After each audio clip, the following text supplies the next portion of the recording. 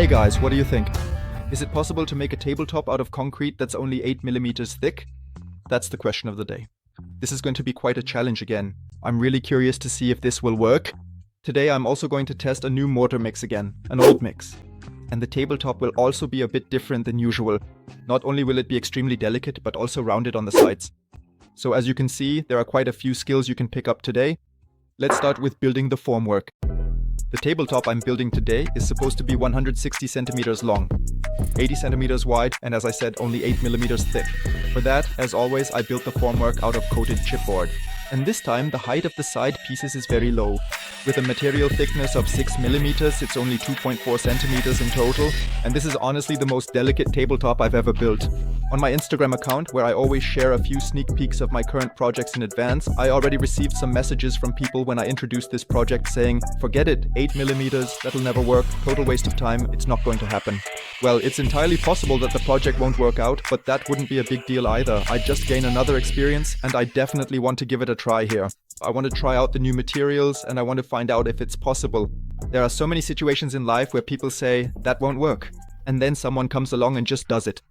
As I mentioned at the beginning, this time I want to round off the corners of my tabletop. And for that, I've decided on a radius of 2.5 centimeters.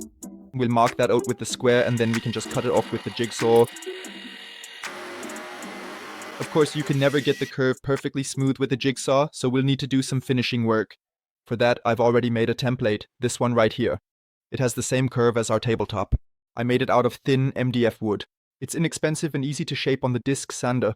And with the disc sander, you can achieve really precise curves. Now we'll simply attach it to the underside of the tabletop along the curve, making sure both sides are parallel, and then secure it with clamps. Then we can finish the curve using a router with a flush trim bit. For me, making the curve this way is the easiest and fastest method. And yes, now there will probably be some people again who, as in other videos, will comment, if you have machines worth several thousand euros, then of course it's easy to do. But all I can say once again is that you can do this too. You can make it by hand and with simple tools. It just takes a bit longer, might not be quite as precise, but it works too. So far so good. But now comes the more difficult part of the formwork, because we also have to build the side pieces, and they need to be rounded as well. I've already come up with something for that. I'm going to use the flexible foam board again, just like I did with my garden bench. This one here. It's actually quite suitable for that. I still have some leftovers from it. The material is really easy to work with. You saw that recently in my garden bench project. You just have to make sure when working with it to always cut it along the length, because it's not quite as flexible across the width. By the way, I actually cut it the wrong way here at first, as you can see. Next, I had to make cutouts for the curves on the side parts of the formwork. For that, I used the table saw again. I already did that in my previous video. It was a similar cutout, and I received a lot of, let's say, justified criticism from you for that. You said that's too dangerous, the fingers are so close to the saw blade, and that I should rather use a push sled. And that's why I built a makeshift push sled just for this job. And that really made the work much safer, because my fingers were far away from the saw blade, and it worked quite well too. So that was really positive and constructive criticism that I received. And I think things like that help me move forward, and also help a lot of viewers. Next, I screwed the side formwork parts to the base plate. And then you can simply insert the foam strips into the recess at the bottom. Yeah, I actually think this solution turned out really well. It worked well, was quick to implement, and it works. After that, I applied a silicone joint all around. On the one hand, it ensures that the casting mold is sealed. And on the other hand, it makes sure that the tabletop will be slightly rounded later, so there are no sharp edges. In this case, I used a particularly small ball to smooth it out, since the joint is of course quite small. It's basically nothing. With that, our formwork mold is finished, if you can even call it formwork at a height of just 8 millimeters. So this really is quite extreme. I hope it works, but it has to. We'll see in a moment. I've now attached 2 recesses to the surface here. These will later be for cable routing. And now I'm going to prepare the reinforcement. Today I'm going to test a product that I also want to offer in my online shop. Specifically, it's some basalt fiber reinforcement mesh. It is extremely light and strong, similar to carbon fiber. And that's what I'm going to test today. Since the stability of the tabletop here mainly comes from the reinforcement and not the concrete, it's obviously important to use a strong material. And basalt is a great choice for that. It's also becoming increasingly popular as reinforcement lately. You can easily cut the material to size with scissors, then cut out the recess, and then you're ready to start concreting. Let's move right on to the mortar. As I mentioned, today I'm going to show you a new custom mix of high-strength mortar, and it's made up of a cement. This is a white cement, a ZEM one. For the aggregate, I use basalt sand with a grain size of 0 to 2.2 millimeters. A filler also needs to be added. Here I use quartz powder and then a microfiller. That's silica dust. And if you work with silica dust, you really have to be careful. This stuff is really so fine that if it gets into the air, it settles in your lungs and you can't get it out again. That's why whenever you work with it, always wear a dust mask. It's not entirely without risk. If you look at it in terms of quantity comparison, so this is it here. 400 grams of silica dust compared to the quartz powder, that's 1,600 grams. And of course, we also need a plasticizer, because the water-cement ratio will be at 0.3. And here I have a high-performance super plasticizer. So let's go ahead and mix this up now.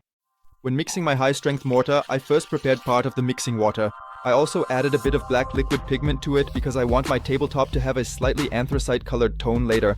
And then I added the other components, the basalt sand, the filler, and the microfiller. First, I mixed everything together slowly so it wouldn't create too much dust. And then I added the high-performance super plasticizer to the still relatively dry mixture, together with the remaining mixing water. And as you can see, the dry mixture quickly turns into a flowable mass. Yes, this is a high-performance super plasticizer, which can also be used to produce self-compacting concrete mixtures. This is absolutely necessary because the water-cement ratio in the high-strength mix is quite low, and you can't get anywhere without a super plasticizer. By the way, you'll soon be able to get this in my shop as well. I then added 50 grams of glass fibers to my mix for micro-reinforcement. And that's it, there's nothing more to it. What I also wanted to mention, for high-strength concrete and mortar mixes, you need a powerful mixer. Ideally, you should use a compulsory mixer, but it also works with mine here. It has plenty of power too. Then you can already start with the laminating. By the way, I applied a release agent to the surface of the mold beforehand. That makes it much easier to demold the slab later on. When laminating, the mortar is only pressed onto the surface as a thin layer, and that also compacts it right away. You have to work in such a way that you achieve an even surface. The layer thickness should be consistent everywhere, since a reinforcement mesh will be added later. And if you have thinner layers, you might end up seeing the mesh show through. Yes, you just have to work in such a way that you definitely stay just under 8 millimeters. The best way is to start at one point and then slowly work your way across the entire surface. So you shouldn't start at different spots because that can later lead to an uneven surface appearance. At the corners and edges, you have to compact especially well because air pockets tend to form there. When I did the work, it was quite warm in terms of temperature. That's doubly tough, of course, because you really start sweating while working. You wouldn't think so. And of course, the mortar also sets much faster at high temperatures. Next, I laid in the reinforcement mesh and worked it into the surface. And we should always work in such a way that the mesh lies as close to the top as possible. That is, where the underside will be later, because that's where it can absorb the most forces. I also haven't worked with basalt fiber mesh before. This is the first time, and I'm really curious to see how the material performs. In the last step, I filled the formwork up to the top edge, leveled off the concrete, and then it was done. It always looks so easy and effortless in the videos, but in reality it's quite a slog, especially in the heat. You should always cure concrete after pouring as a general rule. With such delicate slabs, it's even more important that the water can't evaporate from the surface, because otherwise stresses can form in the concrete. Then the slab can warp and you end up with a result that's ultimately unusable. That's why I put the tarp over it, and that way the concrete stays moist. And now all I can do is pray that it turned out well. After 2 days, the time had finally come. That's when I could finally start removing the formwork from the tabletop. Stripping concrete from the formwork is always an exciting moment, but this time I was even more nervous than usual because I really couldn't judge how it would turn out. Or at least I couldn't. I wasn't 100% sure whether it was even possible to make such a delicate tabletop out of concrete. And that's why I had some reservations at the beginning. That's always the moment when you find out whether the project was a success, whether it turned out well, whether all the work was worth it, or whether you might as well just take the whole thing straight to the recycling center. Before I flipped the slab over, I first sanded down the edges a bit. With such high-strength mortar, the edges are actually razor sharp. You have to be careful not to cut your fingers. And then the moment finally came. I was finally able to flip the slab over. With slabs this big, it's not that easy. Here, it's not really the weight, but the width of the slab. Because as you can see, the workbench is actually almost a bit too narrow when both slabs are lying next to each other like that. But it worked, and now just take a look at the surface. It actually turned out really well. Not a single air pocket, completely smooth. The irregularities in the appearance that you see there, those are lime deposits and deposits from fine aggregates. You can wash those off, and after that the result should actually be uniform.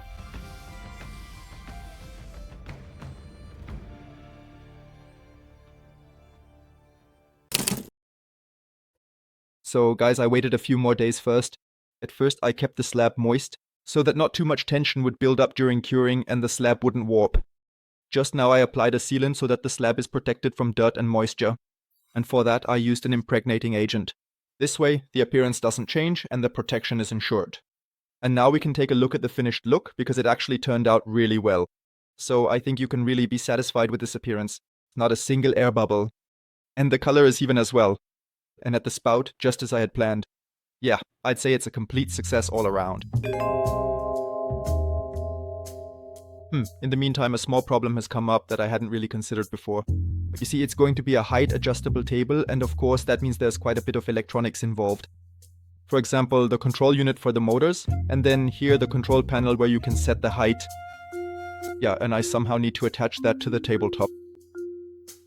That's not so easy because with such a delicate tabletop I can't really attach anything. So I'll have to come up with another solution. What I'm thinking is to glue a thin piece of oak wood underneath the tabletop. I'll stick it on with industrial adhesive. Then I can fasten things to it with screws like this. And for the control panel, I've cut a piece of wood with the same angle for the front. That's gonna go on like this. And I think it looks pretty cool, this wood-concrete combo. Or what do you think? Or would you have done it completely differently? Well, at least I couldn't think of any other solution. Anyway, that's how I ended up doing it. Beforehand, I also applied a deep primer to the tabletop so you don't get dusty pant legs when you're sitting at the desk. And then I glued it on with construction adhesive. And the result, yeah, I think it's going to fit just right. So the tabletop was definitely rock solid. And now the tabletop just needs to be placed on the desk on top. And I'm already curious to see how it looks. So here it is now, the good piece. And the tabletop as well. It survived the transport without any damage. I've also hooked up the electronics as far as I could. Everything is laid out here and also underneath the tabletop. And here I've also installed the cable grommets. Yeah, and it works perfectly too. Now I finally have my workspace where I can work standing up, because as you know, once you hit 40, your back starts acting up. Awesome. So once again, a brief summary of the project. I am personally very satisfied, both with the implementation and with the design and appearance. Everything worked out exactly as I had imagined. And yes, of course, I'm glad it worked out. In that spirit, a brief greeting to those who previously doubted this. But it's not bad. Well, I didn't know if it would work either. Now we know. Of course, this isn't a panel that can bear unlimited weight. With my table frame, that's not a problem because it rests on the entire surface. But it obviously doesn't work like that when it's cantilevered or unsupported. That needs to be clear. But you can also use this technique for other projects like large wall panels or something similar. Maybe you have some other ideas for it. Feel free to let me know in the comments. Just write them down. Maybe some other projects will come out of it at some point. I think the mortar mix I showed you is also interesting for many of you because you can easily make it yourself. I've now calculated everything down for the 20 kilograms. So if you buy in large quantities, what it actually ends up costing. And I ended up with 14 euros. I think that's a reasonable price. When you see what such mortar mixes usually cost, you're quickly at 40 or 50 euros for 25 kilograms. And that's okay, I would say.